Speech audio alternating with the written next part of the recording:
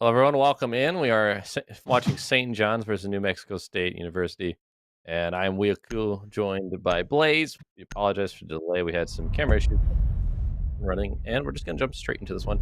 First map, Clubhouse. Second map will be Oregon, and if we get there, we'll go to Cafe for the third map. Looking at the bans coming through right away, New Mexico State is going to ban out Thatcher with those new EMP grenades. We've seen this in Pro League as well. It has not changed the ban rate of Thatcher. He still gets banned plenty, and NECC has been a powerful op in the most recent meta, just able to sneak past all the cameras, deny you that information, get an opening kill all the time, so that'll be banned away by St. John's. Not only to mention that, but as well, not just being the most prevalent operator inside of the North American region right now. Honestly, just a really good ban overall. Mira being taken off here on Clubhouse, not too surprising. You do see some teams opting instead to ban Valkyrie over Mira, but she's still very potent here. And seeing Kai taken off the board as well, again, an extremely potent operator on this map, not only able to deny the basement hatches, but as well making it to where it's really difficult to get that cache and CC wall open, and as well the jacuzzi side wall. So just really potent overall here. Yeah, and with those EMP grenades, again, like you could bring those and circumvent it with the Thatcher band. You kind of have to, but you just don't want to bother with it, especially on the hatches. Then you have to kind of like plan it properly, and there might be some tricks that they can do on the defense. So just not even have to worry about it. But it doesn't leave the Valk on the table, so that's something we'll have to keep an eye on. See if there's any tricky Valk cam placements. But they're not going to bring her here. Instead, they're going to have to bring the cameras of the Maestro for their information, and otherwise than that, they got a lot of fraggers on the board. It looks like on the defense. Yeah, a lot of these high impact fragging operators, Maestro, Legion, Alibi, and again, these are all just potent operators. Like they're going for a defense in the basement to start us off, so that's an interesting choice. It is, I think, actually the best site on this map, so I do like. Apologies there, Weak. I had my mic partially muted there. I was just going over the point that you made about the defenders and 5 seconds to go. Just fragging ability, and not to mention as well, they still all have great utility. They do. Now they have like a lot of impacts as well. Well, mine's already used them probably for rotations, although they had the Elda, or excuse me, the shotgun pistol that's just pulled out behind the Elda on the Maestro, and the shotgun pistol probably on the Alibi too. So you have the ability. Yeah, the bailiff. Yeah. So why are you using your impacts to make the rotates? You could have saved that for impact tricking, But they still have plenty in pocket, so not a big deal. Yeah, and there you saw Vic taking an early attempt at an engagement there, but instead of taking out a player, he got a couple of drones for his worries there. And if you look at the top left now, there's only 6 drones left for the side of St. John's, which isn't too bad, but it's still a lower number. So it could mean that these roamers, like Blueberry, could end up being extremely potent threat, especially from this main stairs, but they are going to be getting droned out. So it looks like they're just going to be falling back to site now. I think keep an eye on too is like Core Ross is a guy I like to watch on YouTube. He goes through the patches and everything, goes through the win deltas, and Alibi actually has one of the highest win rates with pick rates. She's actually the most picked op in the current meta, so something to keep an eye on. What rounds obviously having a positive correlation when she is brought, so it's a very powerful operator. You want to bring her, but she still has that shield in her pocket, so you have to wonder when are they going to put that down and where are they going to put it down, because they're on the roam here. Yeah, not usually something that you'd see. Usually see that on the site, and now it's going to be some wasted utility, as it's going to be Hussar who ends up with the opening frag of this match. A lot of control now being secured by St. John's. You have bar control, but as you can see from Vic right here, they don't have lounge, and they don't really have eyes for lounge either. But Vic, getting droned out, is going to be falling back down those secret stairs for the second time this round. Really wants to keep that lounge control here inside of New Mexico State. And now, as you can see from Heretic, he's going to be starting to open up that kitchen hatch, but he is being wary of the impact tricks trying to come through from the defenders, which it appears as though they're not going to be really attempting that, except for maybe Jekylls, who just went for it. 4v5, 30 seconds remaining though, so that 6th man is going to start evening things up because they are running out of time on the attack. They're just now getting the memo hatch open. Yes, they got the hatch in the kitchen open, but they need to go for a quick execute now. It's not going to look super pretty If they had a little bit more time, it wouldn't be so rushed. The Sledge still doing work above, trying to get some angles opened up, but still, they're going to have to just funnel down through this hatch if they want to have any success. They already have opened up dirt as well, but as you can see, this is going to be the drop quickly and get a plant down kind of strat, and no one is actually going to be watching it. And you see someone is over on AK, but they're missing the shots. Patient Zero doesn't miss theirs, though, but then all of a sudden, Unstoppable and the Magic Comet are going to be on the fence now as they have the bomb planted, getting those kills. Subpatron gonna get the kills on the Jelk, since all up to Patient Zero, who got that one kill, but from there, not able to do anything. The Magic Comet cleans things up. Really good round coming out from St. John University there, not only being able to efficiently clear out the roamers, but as well deter any new flanks from coming around, as you saw Vic trying to go through and get that flank up from blue stairs, but really getting denied there with a late round drone coming through lounge. But now that's all said and done, because again, you get to site, you have a man advantage situation, post plant situation, 4 versus 1, really difficult situation to come back from. But now we're going to be seeing everyone's favorite default site on this map, going to be CC and Cash here. And look at Blueberry here, bringing out one of the newer operators to the game, a zombie, really potent here on rafters specifically, especially if you know how to set up those little pixel peaks that you can get on those rafters with the Kiva barricades. And they have the Wamai Jaeger combo as well, so plenty of protection from projectiles. So if they want to throw anything up there, whether fire arrows from the Capital or nades, try and clear them out, it's all going to be caught. So they're going to have to be very wary of the utility game. That's going to be like a little mini game within the round. But so as you said, that's going to be a key position to watch out for. They could try and circumvent it, just go straight through construction and try and ignore it, but that's always like a dangerous proposition. It doesn't always work out. So we'll see exactly what St. John's wants to do once they find out that this is a problem that they're going to have to deal with. On the other side, though, we do see some different ops being brought as well. We see a Twitch being brought, the hard breach they've doubled up on just like last time. So, the lineups are relatively the same, but those Twitch drones could, help out, and especially like the utility we just mentioned, the Midas, the Jaeger ADSs, those can get zapped away. So, a couple of those get zapped in the right places, and then all of a sudden, Yazami will be in danger. Something important to note here on the topic of hard breachers, Maverick, having fallen out of favor recently after having lost his frag grenades, now in their place he has flashbang, so he has not been as popular an operator this season, simply due to that one point of contention in his kit. And it makes sense. He's a 3-speed who's able to not only help open the wall or just get it open outright, but he's able to clear utility or frag outright. So seeing him fall out of favor, though his primary utility is strong, it's not too surprising given a change to his kit. Patient Zero is playing below. I don't know exactly where they got shot from, but they have taken a lick of damage. But no one has fallen yet on either side as we're about to approach the halfway mark of this round. You do see that the Ace, the Heretic specifically, is going to be out here on highway, just kind of waiting. But they have not opened up that window just yet. And that's going to be Unstoppable getting that opening kill onto Blueberry. The Azami we had mentioned is dead, but Vic with the jump out and Patient Zero going to get in on the action. It's going to be the Heretic and Wing Hosor both dead. So 3v4 ensuing now for the attack. They have at least gained control of rafters, the key position we talked about, but now that second step has to come into fruition. Yeah, New Mexico State is in a advantageous position right here, but look at that.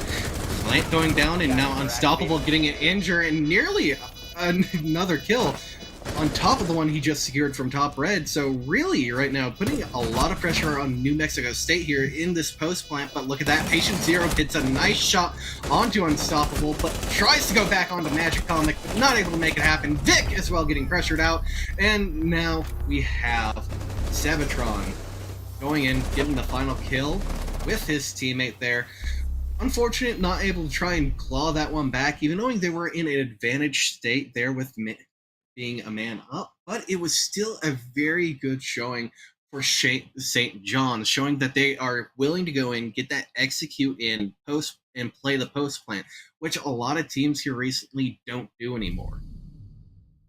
Something to look at for these teams is the backgrounds. That is just kind of a recent-ish addition that they're utilizing to kind of separate themselves. You have all red on St. Defenders, John's, and then protect your all bombs silver from being backgrounds defused by on New attackers. Mexico State. So I think that's kind of cool.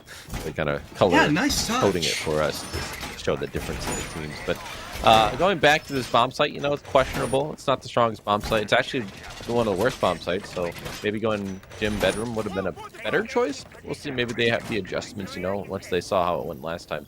They did give up that key position. They had the man advantage, but once you've given up rafters, you have to really rely on that position of red stairs here where the Wamai is to try and cut the cross from outside on the main breach over into behind the rack and CC where you would 10 seconds default remaining. plant. And no one below either tried to stop the plant from below. So, 5 seconds to insertion. just relying on that's a very short amount of time that you're going to see them between the running through the breach and getting behind the rack there. So it's not a wide room for margin there. Like there's not going to be, you have to have instincts of like a cat, man, to pounce once they cross it. Otherwise, they're going to get that plant down. So they're going to have a little bit more default plant denial, I would say, in this round.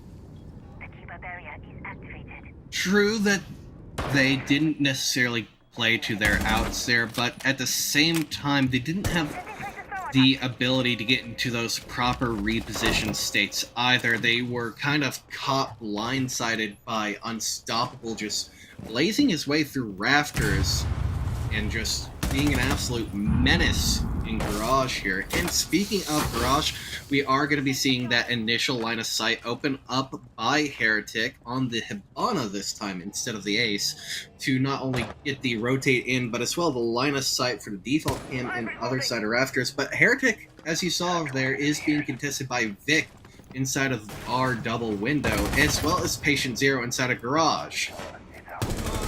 Yeah, cat and mouse, but then from the backside, a pounce happens. Blueberry did get a kill on the wing hook sword, but Unstoppable gets a kill on the Patient Zero, so it's all evened up. They do know where Unstoppable is, and the player in Rafter is still alive, so they didn't lose the key position like they did the round before. Vic going to be trying to capitalize on that information, knowing the player is below, but they've kind of escaped into a safe area. They're going to try and nade from below, it looks like, and they're going to get caught with their pants down as they're looking above. Vic, an easy kill, cleaning up Unstoppable, and that's going to put them now into the advantage. It's kind of the same situation, but the difference is the positions. They still have those power positions on the defense. And not to mention as well, defenders and attackers playing in an even state. The defenders still have a slight advantage because of that timer there, but look at this. You're going to be seeing Blueberry getting pressured out by those flashbangs. Vic's going to take out Heretic, but Magic Comic's going to trade and get a frag on the Blueberry, who was already in flash inside of rafters, now putting the defense in a 2 versus 2. This is when the attackers really start to have their advantage state because, again, those SMGs not at potent at range, and now Magic Comics spotting out Jekylls on top of red stairs. Going to be putting an air jab so no one can just run through, and now it's going to be Desna getting spotted out over by that green door, that E-box door, some call it. C4 not going to land from Jekylls. Now we're fixing to go into that post Attackers are plan. activating the diffuser. Well, the shot's ringing out, but it's going to land on the defensive favor here. So now 1v2 as his partner down is going to be Sebitron on the Thermite. Not exactly the best gun, but Jelks is going to get the kill, and that's going to be the round over. There's no Claymore to clean them up if they try and get this defused, so it's just a clean one for them. Jelks is going to be the one with the credit for it, while their teammates lounges around after a good, well-fought victory, and their first one at that in this Bomb matchup so far. defusing attempt failed. Defenders win. It was a closer round than it seemed on the surface, given the fact that New Mexico State did end up taking that round into their court, but you got to consider the factors. It was a 2 versus 2 situation, so honestly, real tight margins of error to be made there. And as well, it was a post-plant situation that New Mexico State had to retake into. Honestly, that came down to just a little bit of positioning error and a little over-aggression on the side of St. John's. Magic Comic Defenders getting a protect your little bombs from bit being defused by overzealous there, trying to swing on Jekylls on top of red. And then, as well, you have to consider, it's my bad, correction there, I'm misspeaking, but Jelks missed his C4, which could have put his team in an even better advantage state, but it was still close the entirety of that way through that post point. So honestly, that round could have went the way of St. John's had they been able to clean up their seconds to go. shots in the positioning just that little bit extra. 5 seconds left before Well, insertion. one more thing to point out that I mentioned before is they haven't really tried to contest from below them. That is a soft floor, so that C4 throwing it over is a risky maneuver. If you just memorize where that default plant is, you can hit that C4 from below, and no one was watching. There's a 2v2, so you know the player's going to be up above watching from rafters while his teammate's planting. That's a pretty easy kill, actually, if you think about it. So it's all about that knowledge and that circumstantial knowledge, especially of just knowing when to do that kind of thing. In that case, it didn't end up hurting them, but, you know, it could have easily by missing that C4, and then you don't win the gunfights. You know, that's the round lost. So it's just a key difference to watch out for as we move on through this one. But the clear coming out, they're going to do a top-down clear, it looks like, through the garage rafters, and Vic is going to be trying to be the first point of contention here, and they're not aware of him at all. That is going to be a down, trying to finish it off. The player might be caught unaware here as the other player is going to jump in, but he gets another freebie. They're just going to feed right into him, and then another player down below is Patient Zero getting killed onto the Magic Comics. So that is 3 bodies all being found quickly in a row because they did not drone it properly. They were so focused above that the attack from below from those defenders just caught them off guard.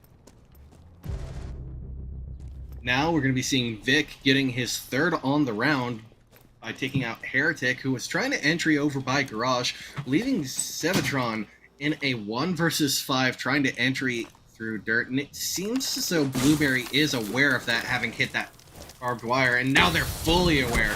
Playing over by box 2, it's Blueberry, but it's going to be Desna who ends up getting this flawless round here for New Mexico State. And honestly, after the first 2 rounds, this is a completely different New Mexico State that we're seeing here. The aggression this time paying off, right? The first round, they had gone to that bomb site. They had gotten caught off guard with their alibi, not being able to really net anything on the roam, and then being caught in the billiards area with no area to retreat back from, and they had no support either. Here, you see 2 bodies are roaming together on the other side of the map, which is a lot safer. There's a lot more routes to escape down, whether it's oil or Defenders, secret, protect your or bombs even if you from left being hatch defused by available attackers. to open up and drop into blue itself. You know, there's options. But if you're over near the strip mall area, you're going to, you know, you're gonna die more than likely. There's no real good retreat unless Memo's open, which you don't normally want. So in this case, they played a little bit smarter, and then on top of it, they just capitalized on a little bit of laziness from St. John's. They were so focused above that they didn't even bother having a drone prepared to watch for a move up on the red stairs, and then boom, they just get pounced on. So something to clean up on their end. The drone work needs a little bit more, but you know, we're here to learn, here to educate, and 10 so seconds I mean that in the kindest way. Something important to know about, 5 seconds to note go. about your commentary on having a drone for top red. Right as Attackers are Vic moving was out to locate pushing a bomb and through defuse it. up to top red, they actually sent a drone in through platform drone holes. So it was just a error of not checking the top red stairs before continuing through cache. So that's a very minor misplay that can be corrected once they go through, look at the footage, see what they did. But now we are currently about half a minute into this 5th round of the match. Right now we're going to be seeing the same thing that St. John's has done almost every single round, taking early rafters control here. And this time it's going to be Comic who's doing it instead of Unstoppable, as Unstoppable is going to be breaching in through platform wall to support him. Bomb site is going to be gym bedroom, so it is a bomb site we have not seen yet. They've gone 2 times below and 2 times CC and cache, and you do see they have the extension from Vic out into that area, but this is not the bomb site. It is just one more area they have to clear before they can even get to the bomb site. So the Magic Comic is going to be here holding off that retreat. They can no longer cross over into construction, so Vic is kind of playing to die here, and with that hard breach coming through, is going to be in a lot more dangerous position. They actually don't have the head hold in the construction wall, so there's no real good support that can come through except for red stairs here, and that is going to be the Pulse, who does have a drone right behind him that could see him. Honestly, a little surprising that Patient Zero's been a bit tunnel vision there, but he does eventually spot out the drone. But unfortunately, it's going to be Magic Comic who slices both the heads off of Patient Zero and Vic, putting Blueberry in a tough position here. Going to have to try and have a good swing, but no, it's going to be Unstoppable. I believe that was from the construction window there. Going to be taking him out. Bomb Now located putting by attackers. New Mexico State in a 2 versus 5 situation, but you still have Jelks here with the Alda, one of the most potent guns on defense, but now it's a 1 versus 5, and Sevatron with the pinch from Breach is going to end up making this round another flawless for St. John's. Yeah, there's a quad coming out on the other side, though, for St. John's, right? Or excuse me, on the same side you were talking about, from the Magic comic. And as you mentioned, Sevatron getting that last kill. So it kind of stole the ace, that was available. But, we won't talk about it. It's all right. You get the win. That's what matters. Now they're up again. They had let 2 rounds slip, but that round looked really good. A flawless for a flawless. They trade it back. They maintained that advantage they had gotten early on. Now they're looking for another round to get ahead a little bit before they switch sides. And this is a map that is, in more recent times, starting to favor the attackers. The real only bomb site that has a positive defensive rate is the basement. And we've already seen them win and lose down there. And they're going to go to CC, which, as I mentioned before, this is a rough site. It has notoriously been horrible, actually, for the defenders, especially in recent times. The win rate is horrible. It's one of the worst sites. It might even be worse than Bar, if I'm being honest. So, percentage-wise.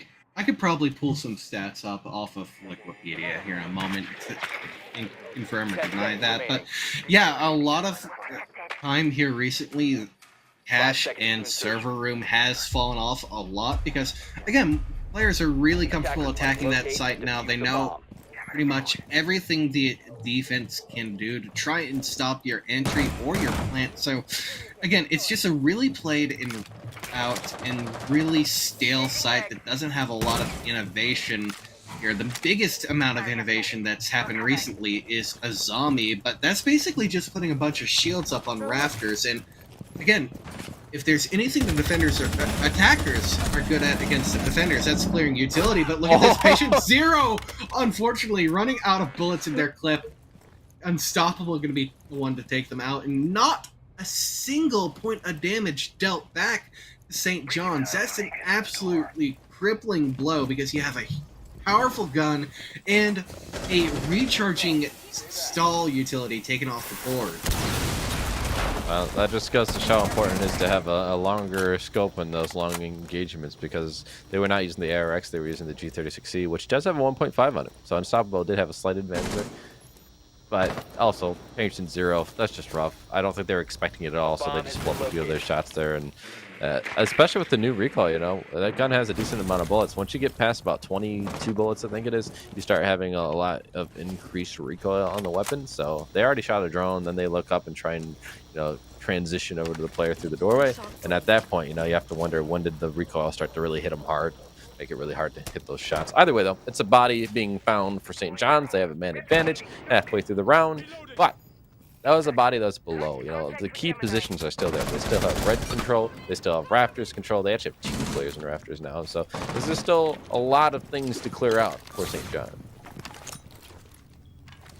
And here we're going to be seeing the first bits of utility going through. It is going to be a grenade that lands onto Vic. Unfortunately stuck in a rock and a hard place, and now it's going to be Unstoppable with a triple kill here on the round, taking out Blueberry, who was also playing rafters, putting New Mexico State in an increasingly sticky situation here. And now, as well, with the pressure coming from the main breach and all the bodies that are currently inside of Garage, it's honestly looking like a really winning state here for St. John's, but Desna has taken out Magic Comic from the breach, so it's just a little bit of pressure taken off their heels for a moment.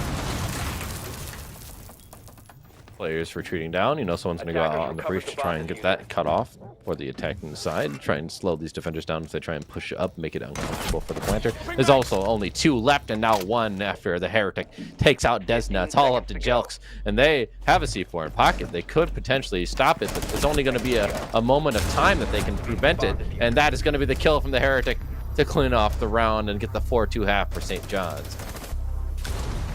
Honestly, St. John's, after those first 2 rounds, just showing some really clean siege overall. It seems as though they talked out what mistakes they were making on their attacks, sorted that out, and really just shut down everything New Mexico State was trying to do there.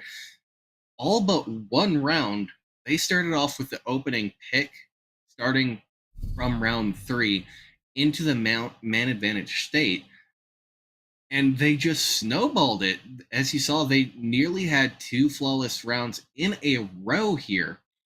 And honestly, that's just Attackers need to showing how locate and defuse great their as many gun bombs as skill they can. and team coordination is to not only prevent the flankers from getting those angles that they're wanting, but as well to be able to win those one-on-one engagements against 1 or 2 opponents at a time. You did see that when MNSU did win rounds, it came on the back of some surprise attacks more than anything. So when it does come to straight one-on-one gunfights, you have information on each other. You just got to win. It does seem St. John's does have that advantage, right? They do win those gunfights typically. 10 seconds And left. so New Mexico State now on attack. They're going to have to get some tricky positioning, I think, if they want to 5 win out. seconds to So they insertion. got to get some good crossfires. They got to use some utility. We did see some nade kills coming in Attackers must from St. locate John's. and defuse You need the to bomb. like emulate that, because if they're just taking 1v1 gunfights, I don't think they're going to have an advantage, even though they are attacking now. They have some better weapons in hand. Even then, I'm still a little worried for them. Currently, we're going to be seeing a standard looking setup coming out from St. John's. You have your Azami, Jaeger with my mute, and an alibi. So a lot of the meta operators, as some would say. But right now, not what you see a lot of the time from New Mexico State. You got both a Jackal and a Maverick. Again, Maverick still very good, but not as favored in recent time. And you don't typically see Jackal played a lot, even on Clubhouse, where he's honestly not that bad here. I mean, it's really good for clearing the roam, but this is not a bomb site you see that much roaming going on. You may see like flanks later on, but like certainly not roam. It's not something you worry about unless you're pushing on the construction side, which neither team seems to be very keen on. So it is an interesting pick. The problem though is that the side of St. John's, when they were on attack, they had cleared out rafters by opening up the garage walls. They don't really have that utility to do that. They have the Maverick and a Thermite, and they don't seem to be allocating either one towards those walls of garage. So those Raptors players can be a lot more comfortable than what it was when they were on their own defense. So you have to think, you know, what are they going to do to clear out those Raptors now? Because they have not given themselves the right placements of utility to clear them out. Now, I just pulled up some stats. I couldn't find them on Wikipedia, but I did pull them up from SiegeGG. Actually, surprisingly, out of rounds played inside the North American League right now, CC Cash has a 75% defender win rate, whereas Basement actually has a 38. But look here, we're gonna have fresh gunfights coming through. Unstoppable gets Jelks, and then Patient Zero gets Unstoppable. So 1-for-1 trade, but look at that. Magic Comic now taking out Patient Zero. So the trades are coming through, and they're good. Oh, Heretic not able to land his shots there with VSN, but Comic from Rafters is going to be able to make it happen, taking out Vic, and then Sebitron taking out Blueberry, leaving Desna in a 1 versus 3 against some very powerful weapons on the defense here. It's going to be Sebitron. Closed it out. Very well played, and good crossfires being held by St. John's here, and honestly just stopped every ounce of aggression that came from New Mexico State. That was rough, but it happens. The lockdown of the defense, the fact that they were not able to clear out the Raptors position, that garage position is so strong, like we mentioned. And St. John's were really good at clearing it out, but New Mexico State just did not do the due diligence. They'll be straight up about it. They didn't seem to be very interested in clearing it out, and they kind of ignored it. The best they did was go for the door of garage, and that's a very hard position to try and get those kills. You have to hope that they peek into you. And then you saw the Jackal. Wamai did peek, but the recoil caught him off guard. You could tell they weren't used to that recoil on the Jackal's AR, which has had a little bit of an increase in recoil. So something to be aware of. You know, is if they're going to give you those opportunities and that's what you're banking on, you have to hit those shots. Otherwise, you have to have a plan for it, and it didn't look like they really did. So what is going to be the plan, though, now that they're going to attack the basement site? Well, they have a Dokkaebi to help clear out rumors with the Jackal, so it seems like it's prerogative again, and that would be a little bit better on this bomb site than the last bomb site, so I like that. But they do have double hard breach, just like we saw St. John's bringing, so they're going to certainly have opportunities to open up all the hatches and walls that they want. 10 seconds remaining. Honestly, something I'm liking from St. John's, that combination of the Goyo and the smoke between Comic and Heretic here. Attackers Now, are the heading smoke out to defuse a does bomb. what Goyo does more flexibly, but Goyo has more area denial for a longer duration overall, because, again, he has 4 of his canisters for a total of 40 seconds of denial, and they do a little bit more damage than smoke canisters, and then Smoke has 3 of his canisters, but... Oh no, Blueberry. What was that? That was rough there. Unstoppable, literally only taking 10 damage during that engagement from running through 2 walls. Blueberry missing every single shot. That was rough. That could have been an early advantage there for New Mexico State. Oh, the roam for Unstoppable is going to be something that could hurt them later on. Now, they're going to call him, yes, but like the phone is so far away that this drone is the only thing that might hear it, and he probably turned it off before they could even hear anything with the drone. So, he's going to be safe. He's going to run away a little bit even further. So, if this drone does not do a full clear, I guess the Jackal will find him, actually. So those footsteps were still old enough, or new enough in this case, that they were able to find him. So they know his position now. So that's why the Jackal was brought, not just the Dokkaebi, to find that information.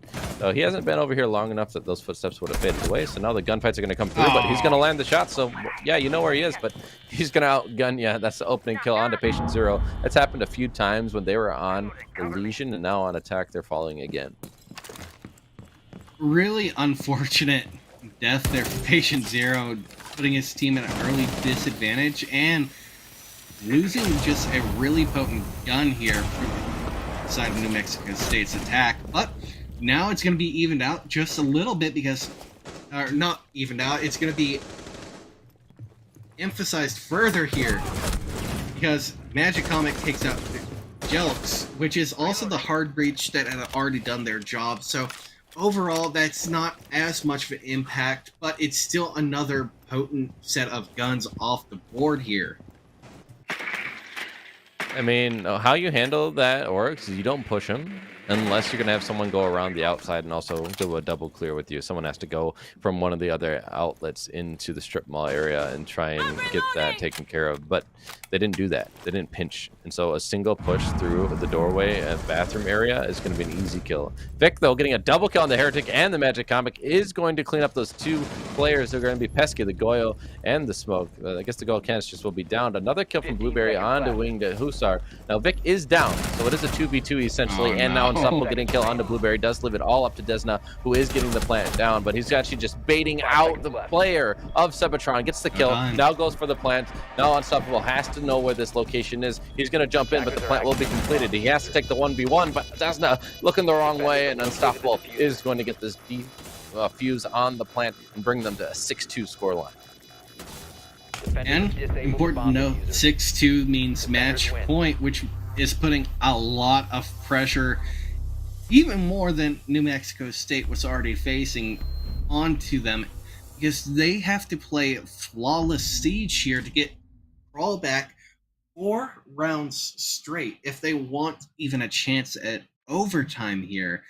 Not even a chance at winning, but overtime now in this match, which is an incredible hill to climb, especially when you have lost 6 straight rounds back to back to back to back to back against your opponents.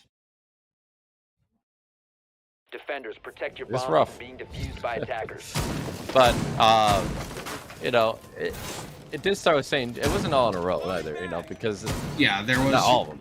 But there's Yeah. a couple, right? So St. John's had 2, and then they got 2, and then it's been 4 in a row. So, I mean, it's been a little back and forth, but in recent times, yes, it's been a little bit of a spree against them. And so they have to slow down that momentum. But look at the double kills, or 2 double-digit fraggers on the side of St. John's. Excuse me. It's hard We'll to get say. there eventually. Double-double. They got the double digit. So. Double.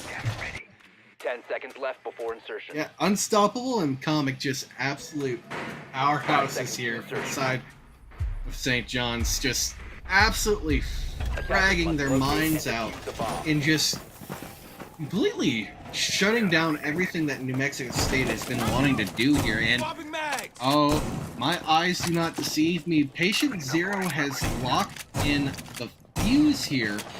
He isn't running the hard breach charges, but he does still have access to the smoke canisters, which are very potent for trying to get those executes.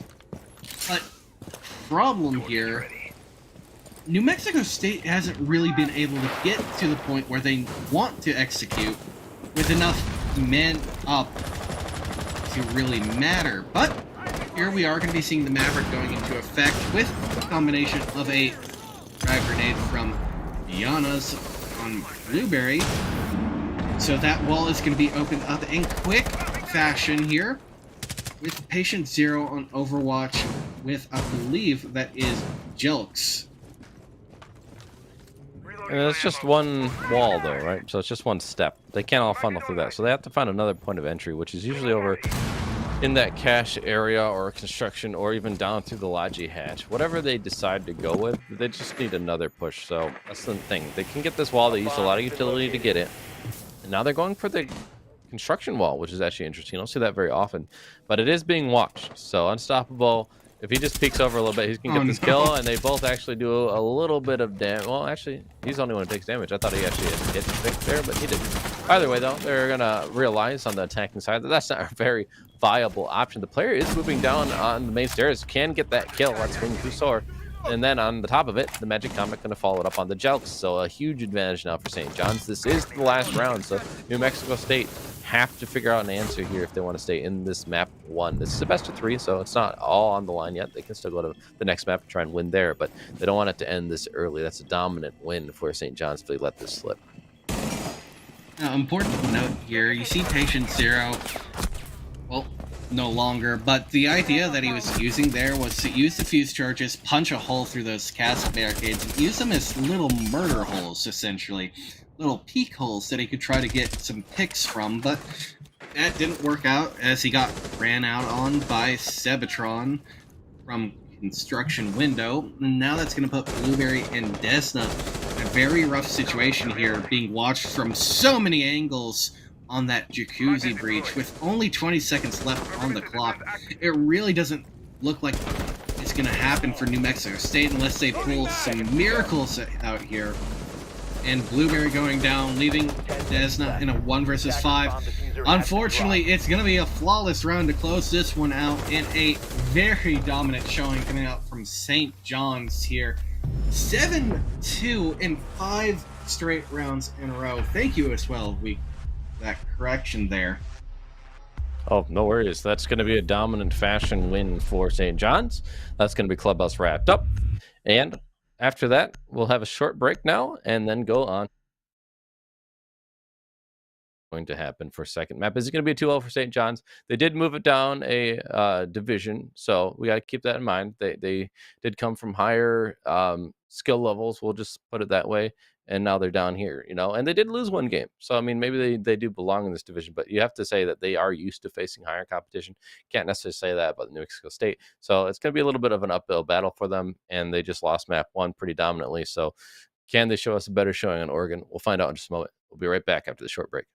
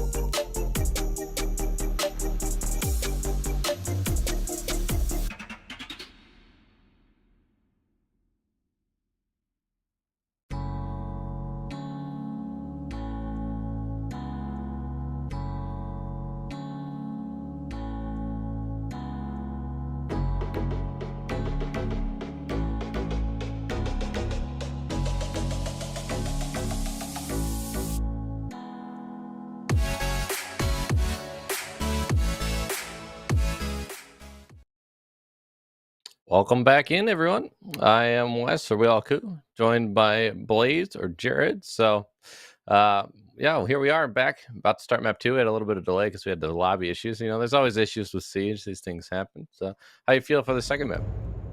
I feel just fine. You know, at least I'm not the one causing the delays for this stream here this time.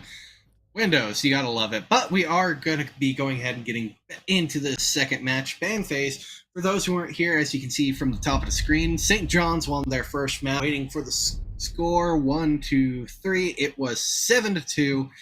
They chained 5 rounds back to back to back to back for a very dominant win here. But we're now on Oregon, no longer Clubhouse. Flores band, pretty bog standard, really powerful operator, especially when trying to attack into the basement. New Mexico State banning Jackal, not necessarily what you see all the time, but it does allow for the attackers to have more map presence and knowledge by clearing out the roamers. Kyle, really just potent operator on this map, hard to remove his utility overall, and honestly, just good guns and good utility is secondary utility with that C4. It's an interesting choice when Thatcher's on the board. Then you don't have to worry about him. So maybe you want to ban a Mirror like we just saw, or a Valk even. But you're gonna leave Valk on the table. But we didn't see a lot of Valk on Clubhouse, despite her being available. So I wonder if that'll change here on Oregon. The other thing to note is that St. John's did have a dominant win, but it was their map choice. This is New Mexico State's map choice. So they probably are going to be a little more prepared, you'd think, it being their map choice. So it could have a different result here. Yeah, hopefully more prepared here, especially since they are going to be on the attacking side here. St. John's, again, not their map choice, so they got to choose their opening side, that being defense, and they're going to be starting out on the top floor here. Not too surprising, though. Some teams do prefer playing that basement site first, try to catch their opponents off guard just a little bit, but again, with the attacker repick, that's not necessarily going to really be the most beneficial thing here. So playing standard, not too out of the ordinary, and pretty standard lineup. On top of that, Lamai, Jaeger, Mute, and Smoke with the alibi, good fragging potential on all of these operators, and great utility between all 5 of them as well. 10 seconds remaining. And looking on the Mute, I'm just curious they brought a shotgun as well, because then you have 2 shotguns on the board, which is 5 seconds interesting. left. Not really necessary, though, so we'll wonder if they have the MP5K or what. In any case, you see some fragging ops, though. You have the alibi, Jaeger, and Omai. Of course, they're brought for the utility partially as well, but especially the alibi, going to be just the roamer running around, trying to get some gun kills to open up the round for the defense here, obviously. Down to the attack. Going to be bringing the Thatcher, like we had said, went unbanned, so not surprising to see that on the board. And then on top of it, you're also going to have the 2 hard breaches of Ace and Thermite. So they're making sure that they get opened up what they need. If a hard breacher dies, it's not nearly as catastrophic as if there's just one. Here as well, Winged Hussar did swap their weapon for just the briefest moment there. They do have the MP5 as their primary, so we do only have that one primary shotgun here, but the SMG-11 is a really strong weapon, so you're going to be seeing that out most of the time. The MP5K being used almost kind of like a secondary would be, just because of how blisteringly quick that SMG-11 is to get a just frag secured. Right now, you see Blueberry from below taking out that Mute Jammer so that his teammate Rojoma, there we go. Rojoma rolls off the tongue, doesn't it? And get that closet, the games wall open here, and now Unstoppable wanting to get a little aggressive, try to take out Patient Zero, but again, Patient Zero was playing it safe, so right now, just Unstoppable in a bit of a sticky situation. Well, bought a lot of time, but they still are going to get that control, that ground taken. But no bodies lost either, so I'd say this is a win for the defense so far in this round as far as the tit for tat goes. But Jelks, is going to be moving into the attic. They have opened that up. They're going to use the silencer on the AK, so it's going to be a little bumpy with the recoil, but we'll see how well they can handle that. It's a little bit unwieldy at times. They also have the main wall open, so they're going to be going for this pinch through attic and through the main wall of the closet. And of course, they also have that doorway of Trope to help lock things down. That's be one Hussar getting a kill on the Jelks, and Blueberry's going to follow. Patient Zero did get the kill onto the Heretic, but still a man advantage in favor of St. John's. Important to note here, no one's on that flank cam that Unstoppable just walked past, but there is an air jab on in and around where Unstoppable is pushing through, and that Claymore, so his position's going to be given away quite quick, and Patient Zero actually did have the knowledge. Someone did get on the drone and caught out that push up the main stairs that Unstoppable was going for, but I don't know if they're going to catch out Winged Hussar here. He is going to have to deal with that Claymore all the same, but look at this, Brojima ends up getting Sun Tzu, and now it's Winged Hussar in a 1 versus 3, and Brojima actually going to be the one to close out the round here as well. very good showing from New Mexico State here on this opening round of Oregon. It's looking pretty dire there for a moment, honestly. But then all of a sudden, you see some kills start flowing in the favor of Patient Zero specifically, but New Mexico State in general. He got that 3K to open things up after they had been down in 2 man. Hold on a second. Flipping the script completely. Is that a Tachanka? There is a Tachanka on the board, so that's exactly the change up that they needed. Obviously, Tachanka, Lord Chonk is going to change this team around. He's going to bring them back to victorious ways.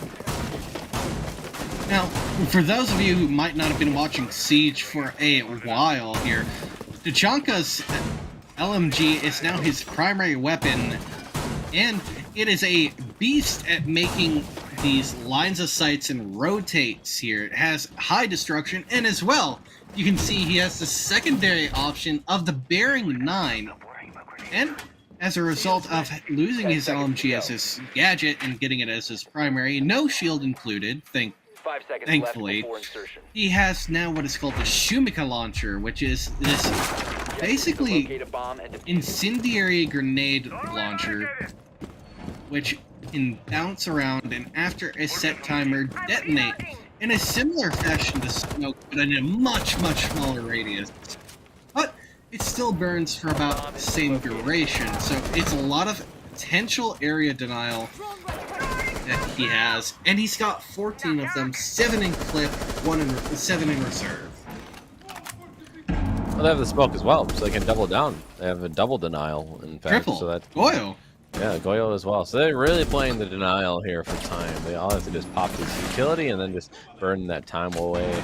And that's going to force New Mexico State to really hopefully get some kills so they can't utilize that utility. Or they're going to have to just wait for it all to be utilized. Now, this is an interesting setup. They didn't reinforce the right wall of maintenance like you would normally see. Playing on the pillar, though, is going to be unstoppable. Playing in an aggressive position yet again. Nothing new, but a lot of chip damage being done to 2 of the defenders. Only Patient Zero has taken damage on the attacking side, but no body has been found yet. The lives are all still intact, and then, as I said, that Vic takes a lot of damage, but his man needs to get the kill on to Wing Pusor.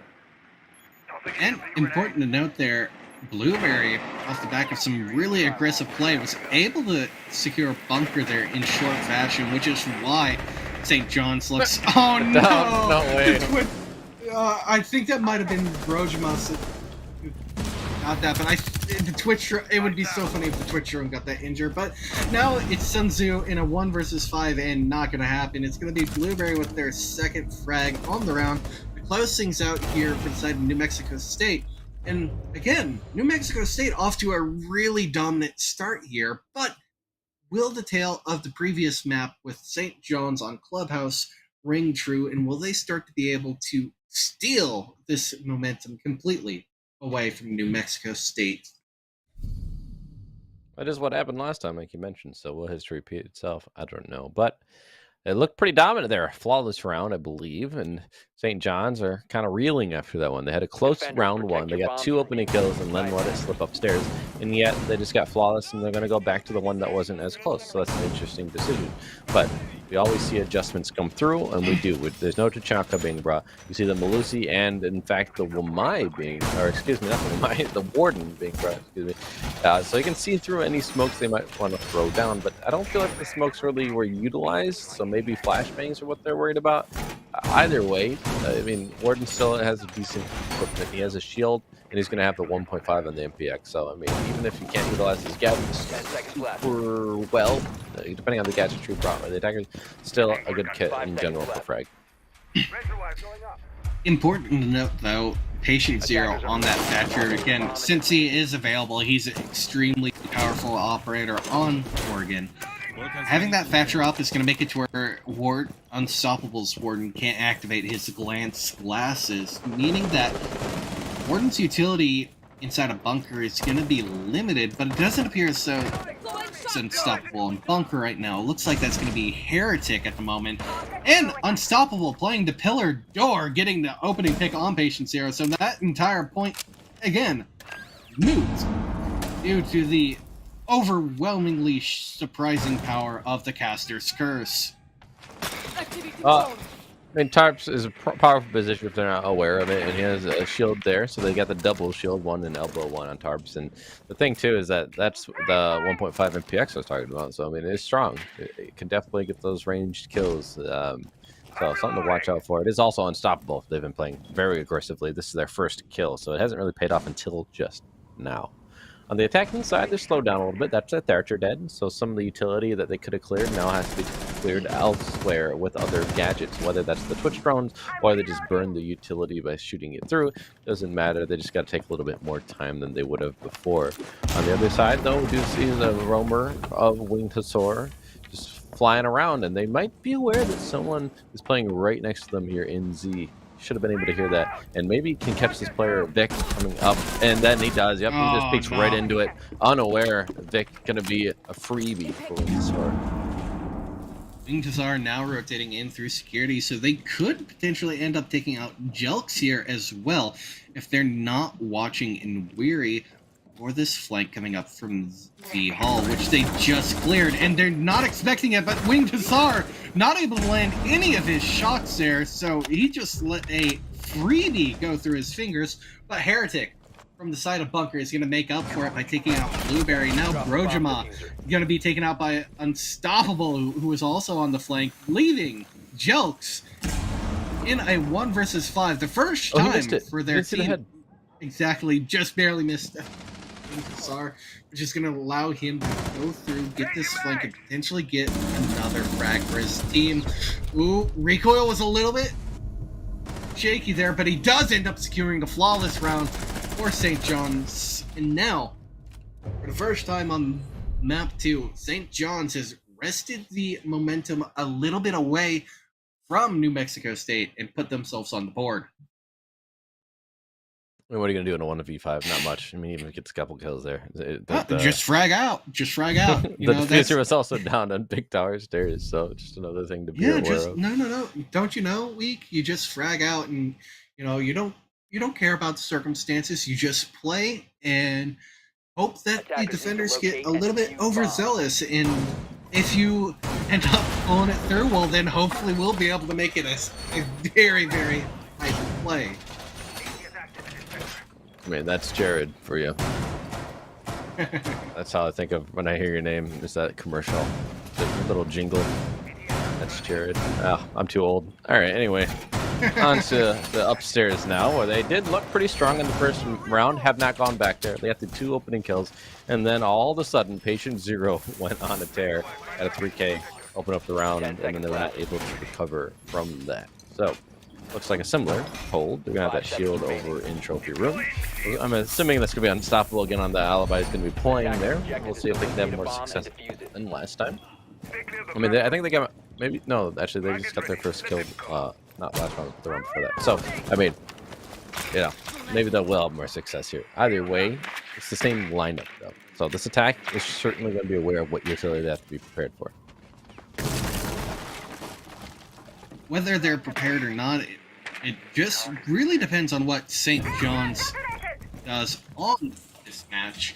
If they are able to be more aggressive than they were prior and really try to press any advantages they can get, that will be the deciding factor here. But right now, we are in a little bit of a standstill, as we're going to be seeing New Mexico State just taking their time, using their drones, and to good effect at the moment at that. Now, important thing to note, they still have 8 drones, so a lot of great intel for them. The only person without drones being Brojima. Oh, no. And, ADSs, and now Unstoppable being the first one to get first blood on this round, putting his team at an advantage. And from the last map, we know St. John's plays extremely well in advantages here as well. Patient Zero falling victim to the aggression of Unstoppable, but an air jab is going to make Unstoppable, for a moment, unstoppable. That was rough. The first thing to look back at, while they're kind of peeking the same angle, is that they didn't pull out the concussion to burn that AS, and then of course they keep peeking this window, and he is ready for it. He's in such a really quick position just to quick peek out, kill him. They're not watching the window as they should be either. They're kind of just walking up, expecting him not to peek again, and the second body is now going to be felled by Unstoppable. And that diffuser is still out there on the highway area. That's going to be a trade coming out, so Vic does get the kill on the Magic, but Unstoppable finds his second kill. Vic finding a third, fourth, a quad kill for Vic. They just let him line up, and now it's a 1v1 with Winged Huxor. He must know that that diffuser's outside, but he's going to peek and get the kill. Almost the ace for Vic. Oh my, what a change around that would have been. Oh my goodness. Winged Hussar just barely, by the edge of his seat, did not lose that round. Vic barely let him win that by just a little bit of poor crosshair placement. And again, not something you think about too often in Siege, but with the one-shot headshot mechanic, your crosshair placement should almost always be at head level, just so that if you do get a good reactionary shot on someone, it's going to be an instant kill secured. But now, off of a little bit of too much hype for us there, Vic literally getting all 4 of those kills within 2 seconds. We're not going to be moving on down towards the middle floor site, specifically the meeting split of it. Well, the meeting split instead of going over the showers makes sense. This site, you think about it, has stairs by both the laundry area and the big tower that you can come back up. And then the freezer, of course, is always there for kitchen, but that site's on both of different bomb sites in the mid-flare, so that's not really relevant to the point. What's more relevant is this site of meeting itself has 2 stairs you can flank on, so it's a lot easier to retake. If you lose control and they plant over in shower areas, over towards the dining, then, you know, it's really hard for the defenders to try and retake that position, so you have to buy enough time and just try and deny the plant in general. You can't let it go through. This site's a lot more forgiving, so it makes sense to go to this site. But the other thing is, then you have to really know your allocations for the reinforcements and the positioning, because that isn't as forgiving. If you do lose upstairs control, for example, it is very hard to maintain this site. Yeah. And to kind of build on that a little bit further, apologies there. I got a little too hyped for a moment there. It's a little bit sore now. But specifically, the reason why up top control is so important is because from attic all the way to the kids' dorm, it allows you to play directly above the sites, deny any amount of pressure that could be applied inside of the kitchen, and as well, really deny any attempt of retaking into meeting because of that attic hatch. But we did see Vic placing an OSA shield. I think Blueberry fell off the top of T3. Oh, they're down. Wing getting a kill on Vic, so that's the hero of last round. Well, the almost hero. Got a 4K, couldn't get the ace, but either way, now they have a low health player and missing a body as well, so things looking better for St. John's than on the other side. New Mexico State gonna have to figure this one out. Players playing below the hatch here. That's gonna be Jelks getting TK onto that player who was injured, a Blueberry, so that's unfortunate. Now it's a 3v5 officially, and they're gonna have to do a lot of work here. They only have attic control. They have not gotten the main wall into meeting yet. So far, just not a lot of ground gained, a lot of bodies lost, and time wasted. Patient Zero now as well taking damage, but right now Jelk's unknown position does end up getting Sun Tzu, but it's going to be immediately traded back by Winged Hussar. Heretic as well, playing inside of attic, is not aware that the only player who was holding him, Patient Zero, no longer located on inside of T2, instead rotating over to help Rojima with this eating side stage push, but it's not going to be worth anything because Unstoppable is going to be taking him out, and now it's going to be the Heretic, realizing the reposition coming through by New Mexico State, taking out Rojima from the breach that he created himself. And now it's going to be St. John's taking the lead again after the first 2 rounds looked and went so poorly for them. Yet again, it happens, right? They start off slow, and then they're able to just build back up, and it could be a 4-2 split like we had seen before. So we'll we'll see. New Mexico State, they only got 2 rounds off the back of last map, and that's all they have so far here. But they have more of a chance to gather more momentum too before the split here. If they can get this round, get an even Defenders, split, protect your and then bombs go from being into defused by their attackers. defense. This map is typically defender-sided. It's not so much as it was once when it first came out, or when rework first came out specifically. Since then, it's been figured out a little bit more. It is, the standard site outside of club. And that's those two.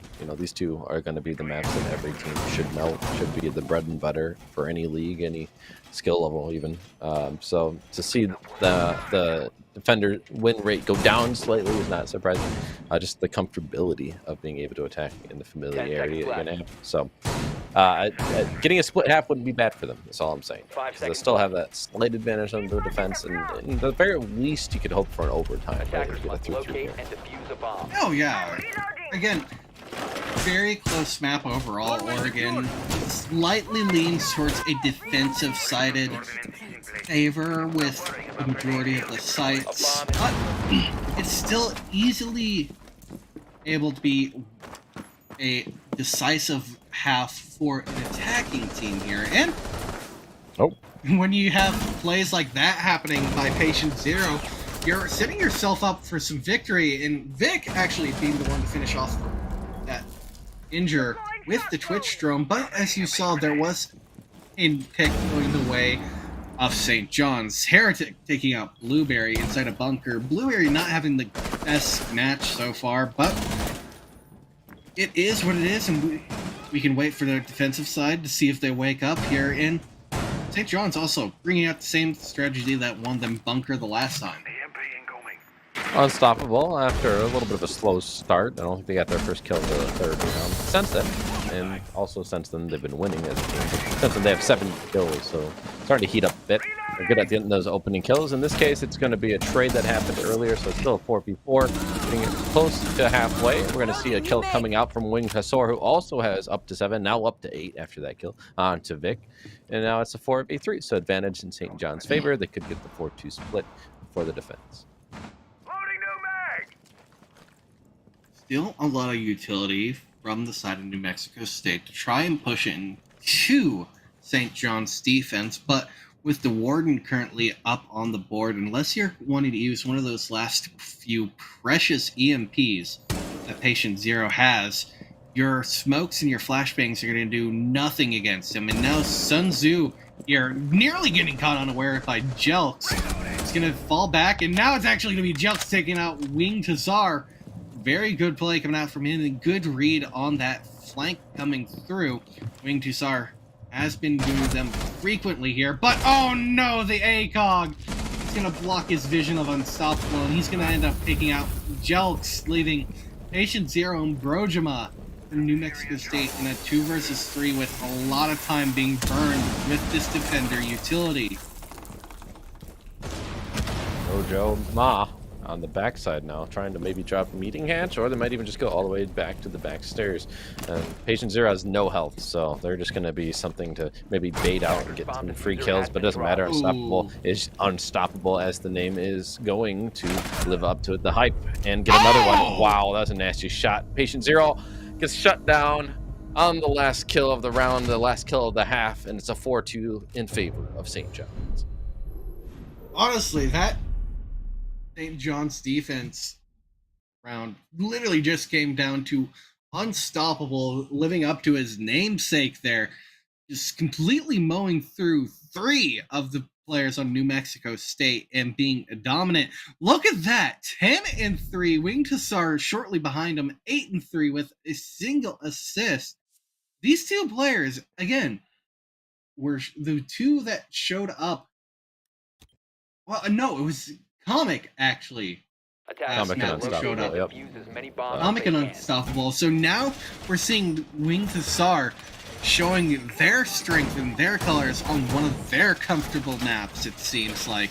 And now we're going to be seeing a little bit more of a standard defensive setup coming through for the side of New Mexico State. So you're going to be expecting some more run-of-the-mill standard play on the defensive half. Maybe a little bit more anchor-focused here and trying to play for time and 10 seconds take some of left those before insertion. drones off the field. So right now, 5 seconds left. I see only one drone deployed for the side Attackers are of moving St. to John's, defuse the but bomb. no, it was 3 drones that were deployed. It was just that there was only one drone being watched. So we have 7 drones from the side of St. John's.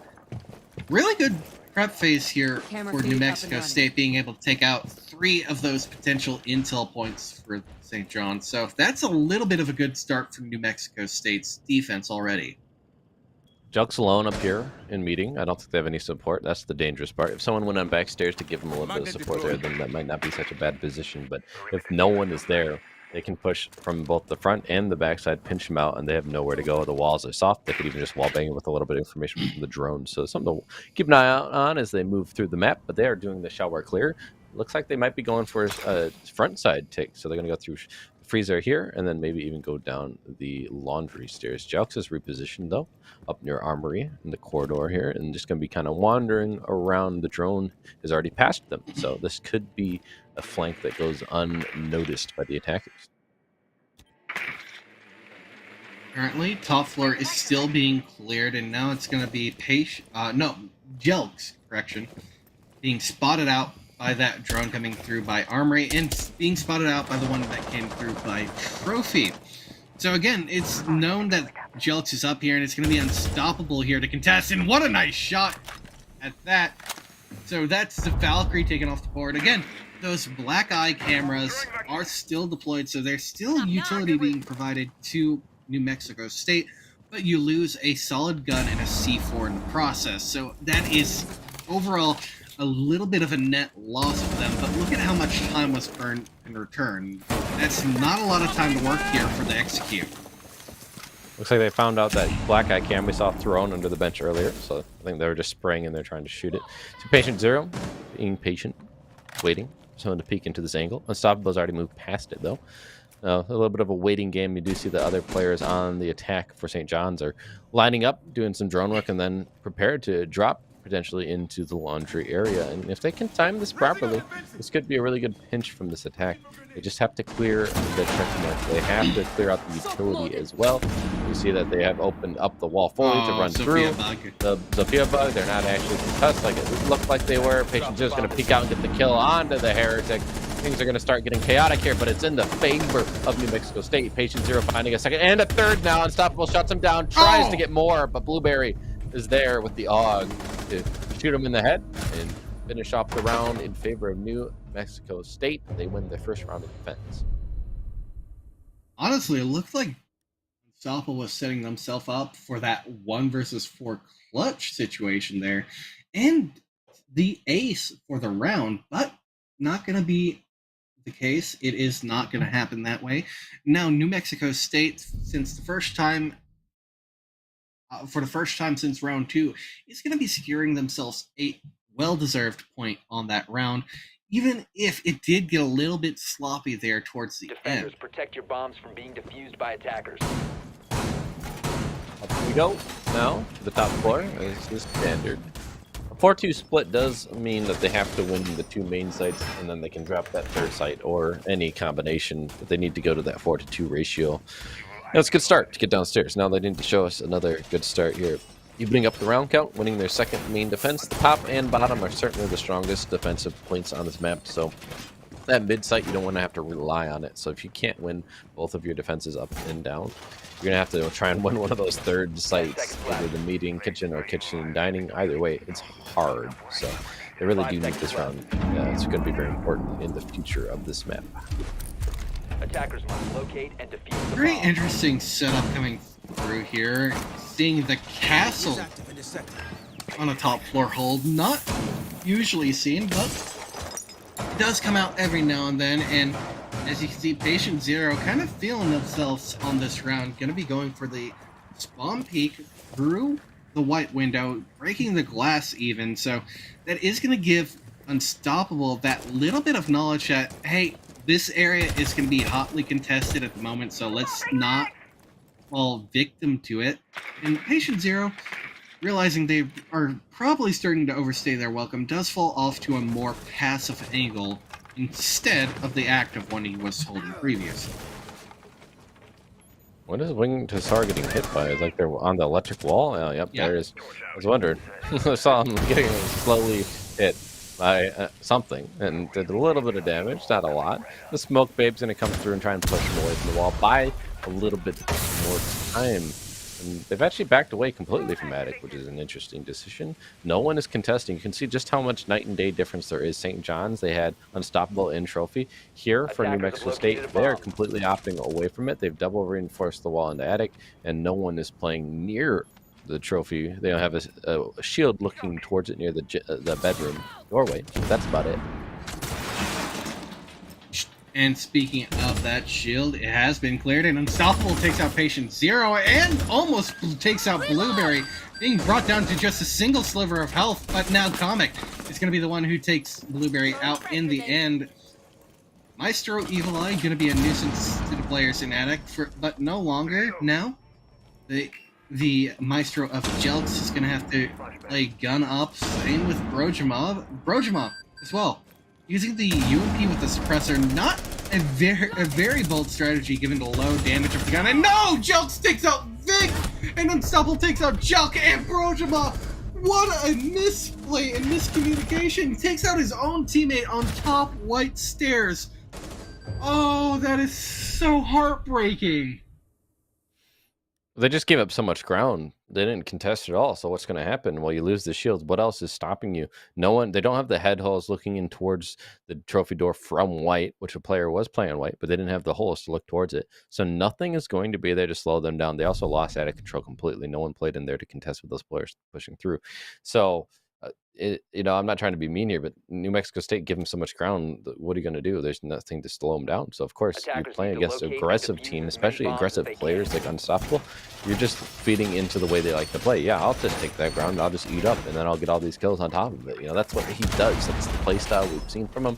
Up to 15 kills now. That's the difference maker. You have to find a way to slow that down. And a bad way of playing against a player like that is to give them ground without contesting and not holding weird off angles, knowing where they're going to push in from.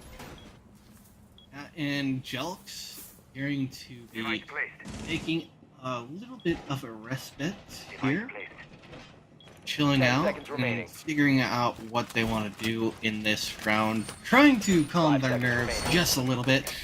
And that's honestly a good play since they are just Attackers are one moving round out to away locate a bomb again and defuse from it. match point being secured by St. John's, which again, not really a situation you want to be in.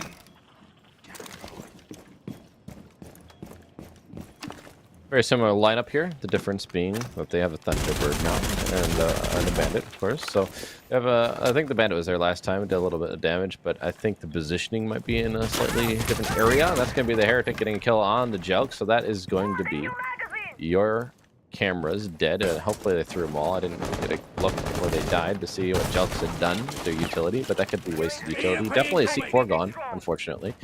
The Thatcher going to allow this wall to get opened up, so they're just doing their due diligence on St. John's side. This was something that they had been successful in, but the Bandit, yes, it's going to be repositioned over here to try and Bandit trick, buying more time. You're going to need someone to go below, or they're just going to have to time this properly, but Bandit is ready for this, and it looks like he's going to get it. So if they're not ready here, and they're going to let him get away with it. Again, Patient Zero getting kill on the Heretic to even up the man count, and this is looking like a lot better round from New Mexico State based on the utility alone. Device activated.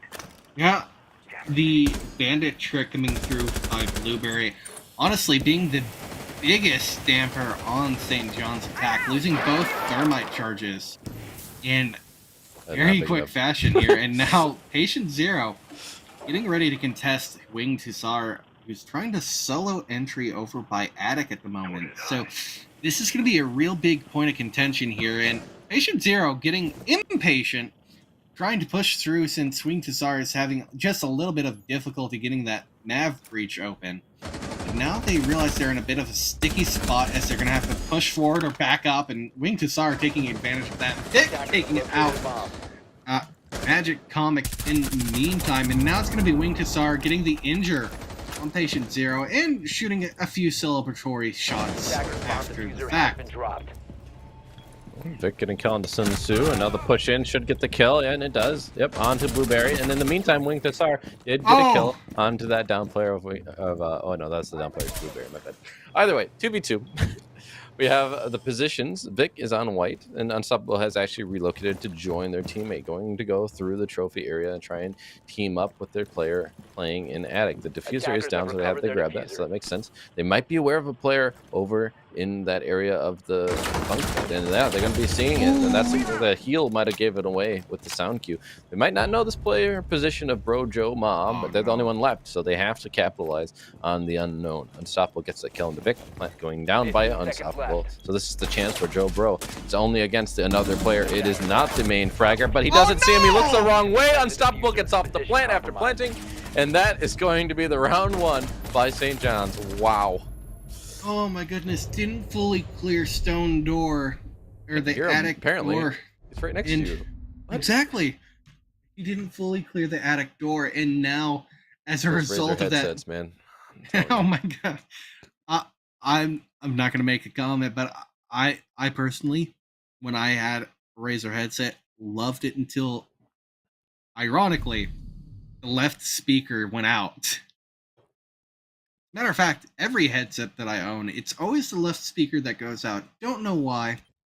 It's a weird set of coincidences. But attackers need to locate and that defuse as many is bombs as beyond the scope of this match. We are now here.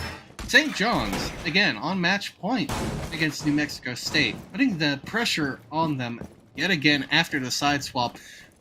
Unstoppable is almost at 20 kills here. 4.5 KD. Yeah. Wow. 18-4, man. Like, that's a crazy ratio. Wing Tassar has half the kills as the second top fragger, and is tied for second top fragger on both teams. So, your second top frag, Wing Tassar, is tied with the top frag on the other side. So, just goes to show that, you know, you take away Unstoppable, and you still have people who are going to be matching up with the other team pretty evenly. But he's just such a difference maker. Those 18 frags, just been the carry in both maps, really. And if they can shut him down, you know, that might be the key to success. But they haven't been very good at doing it. Jelks has been the opening death quite a few times, especially on this Valkyrie. I think they need to play a little more passive. Let other people be that point of first contact. Don't sacrifice your life for nothing. And, you know, that seems to be what they've been doing time and again. And there it happens again. Jelks being the opening kill here. Opening death. Once again for his team. Unstoppable. Thirsty for that 20 bomb. Gonna be going forward.